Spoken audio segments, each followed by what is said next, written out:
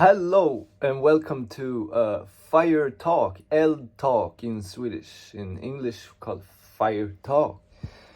And we are discussing geopolitical advancements, events in the last couple of days.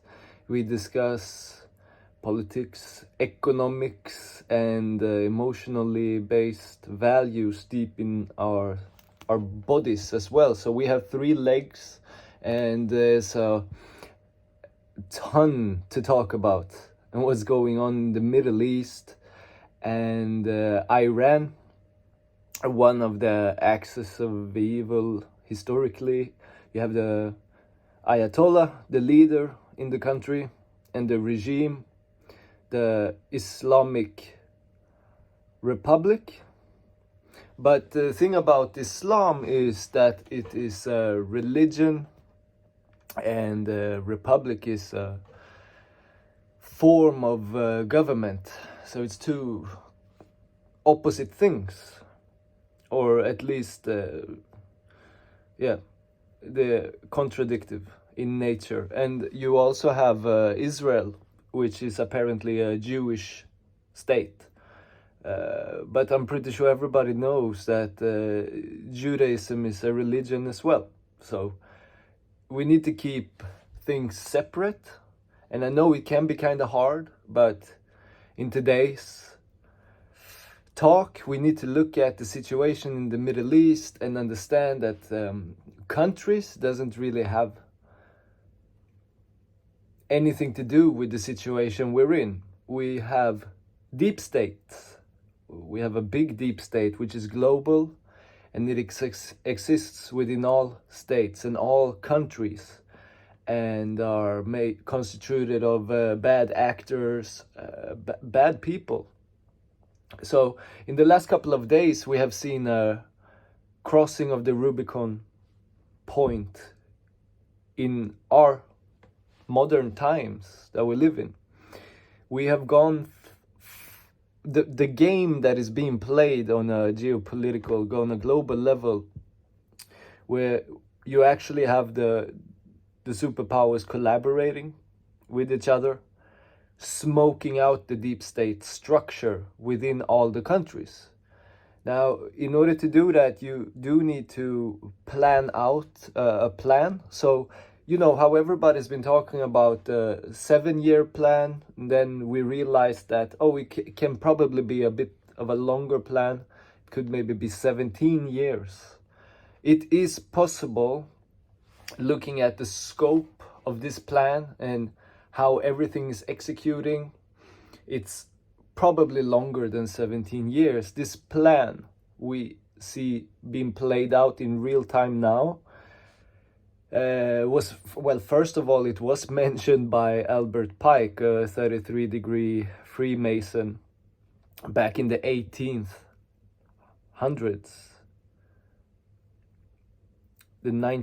beginning of the 19th century, where they talked about they needed to create 3 world wars.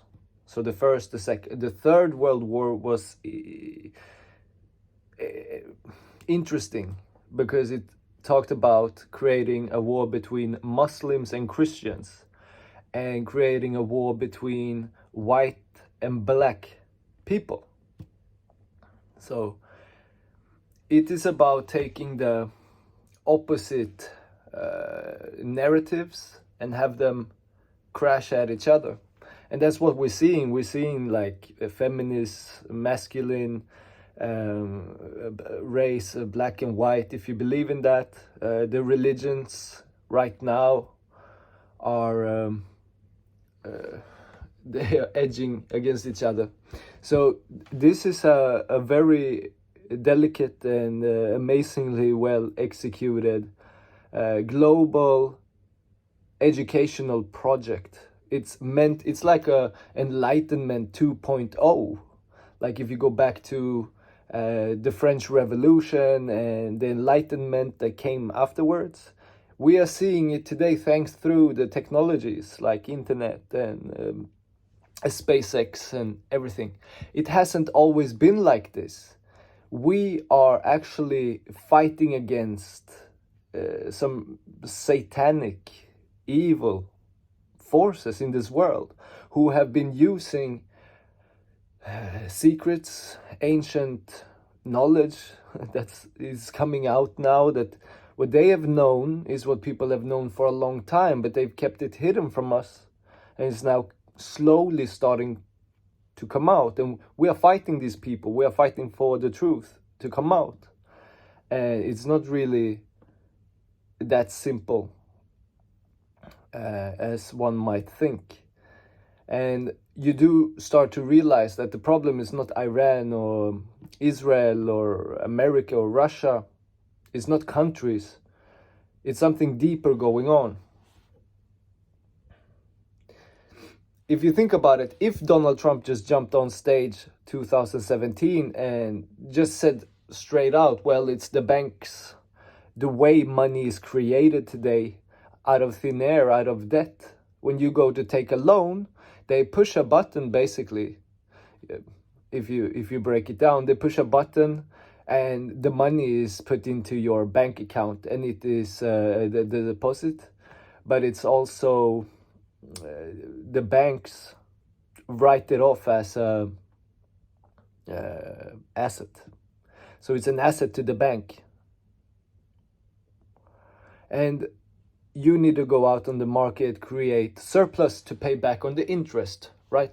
And this is the whole, it's mathematically impossible that eventually, over the course of time, the whole society is just working their butts off, paying interest back to the bank. Everybody's paying interest, because the interest that we're paying is not created at the time when we go to take the loan. So if you take a loan on $1 million, you need to pay back $1 million, 100,000. Those 100,000, the 100,000 is from society. So we are just working, paying back to the bank, and they keep making new loans to get liquidity into society. That's how it works. So we are scammed.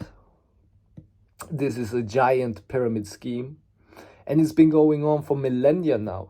And we are fighting it back. We wouldn't be able to do this without the help of internet.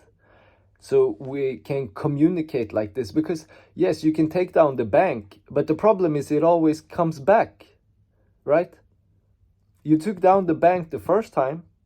Andrew Jackson said on his deathbed, I destroyed the bank, I killed the bank, but it came back soon afterwards, right?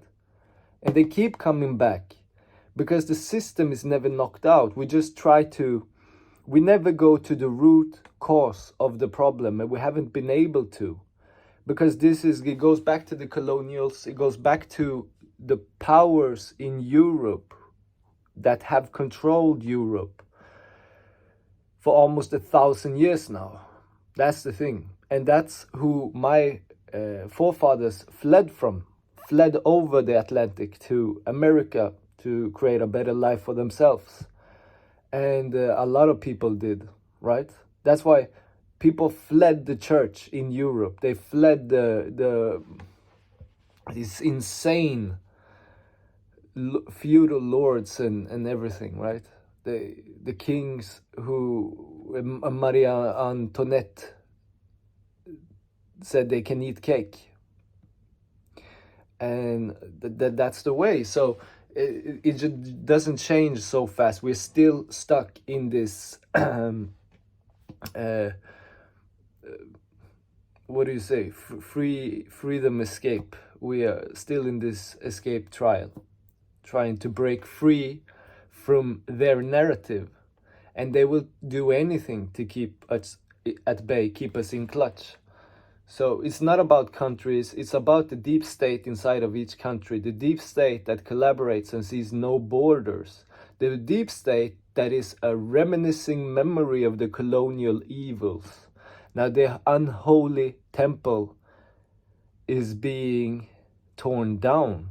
We are draining the swamp together across the world, and the good guys are in control, for sure.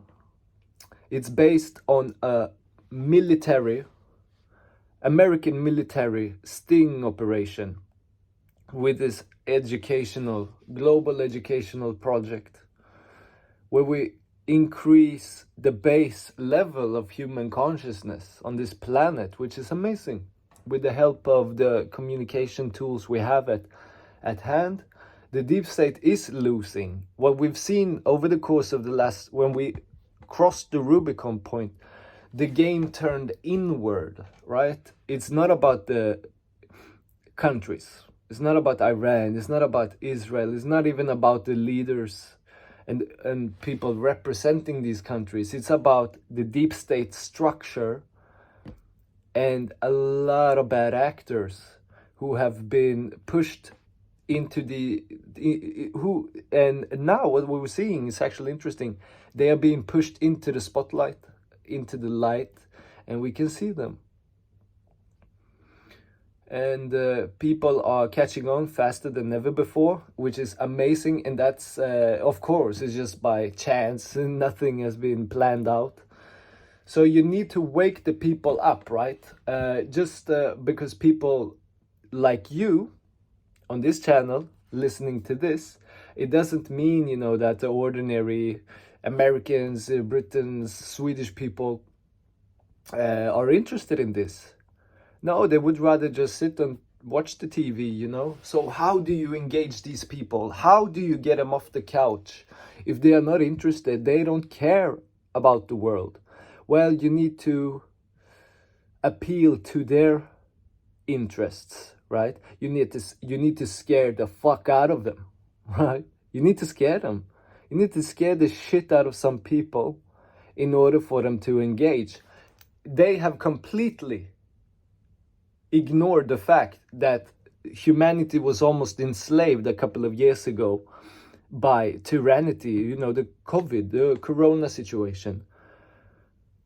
Everybody who stood up and refused to bow to tyranny during the COVID period are heroes.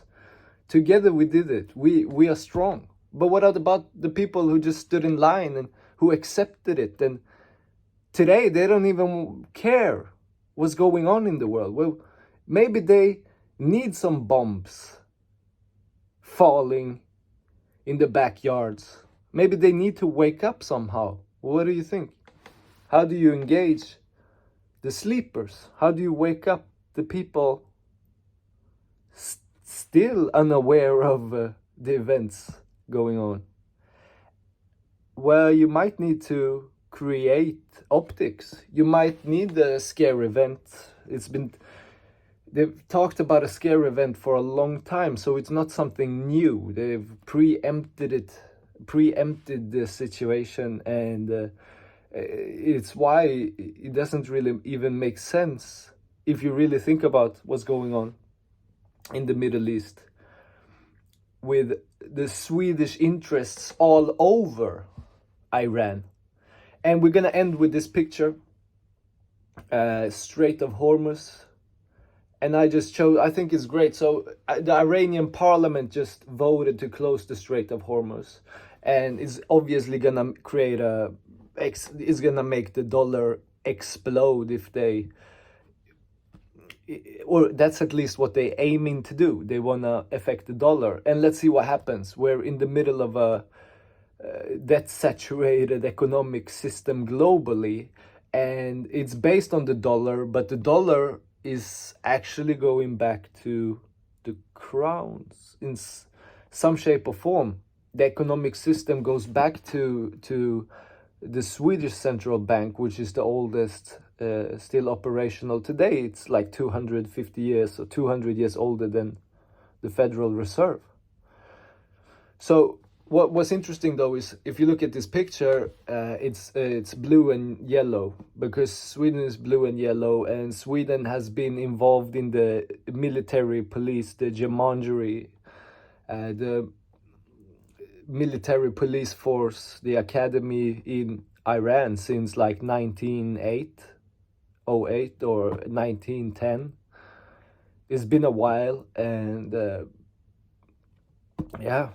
Sweden has been very, very involved in shipping, in creating the intelligence services, the informational warfare, the hardware that Iran uses is created by Swedish interests. Sweden's the nuclear factories are from ABB. Is a Swedish giant company providing energy creation and like nuclear power to 140 countries around the world. So the narrative doesn't really, it's an educational it's optics, it's meant to give people a picture. And it can look strange, but it's probably supposed to, right? It's meant to make people think. And the optics are clear. America is the greatest country in the world. Make America great again. But the job is not done there. I mean, why not make the world great? Make Earth great again. Because we can do that. We have the technology, we have the capacity, we have the motivation, we have the energy, and we have the knowledge, we have the brains. It's all about letting it all play out. Last but not least, before I leave, I'm just gonna mention again, we do have a huge problem with the economic problem and the fact that the banks create money out of thin air and take an interest on top of it. You can't have that. That is continuously creating wars, because you need to print money, you need to create debt, and you do that by creating weapons. How do you say? The military industrial complex is a money magnet. And what do you do with all these weapons? Well, you can't just pile them, you need to use them, right? You destroy stuff, you destroy things, and economic hitmen come in. So because the economic system's nature and character, we are forced to continue bomb shit up. It's time to change the economic system. And I think this should be the number one point all leaders should focus on, and changing the economic system together so we can leave this old ass evil way of conducting business. Goes back to Babylon. It's time to end this. We can do it with first of all sitting down and discussing it. So wish everybody a beautiful and productive week. Have a great day.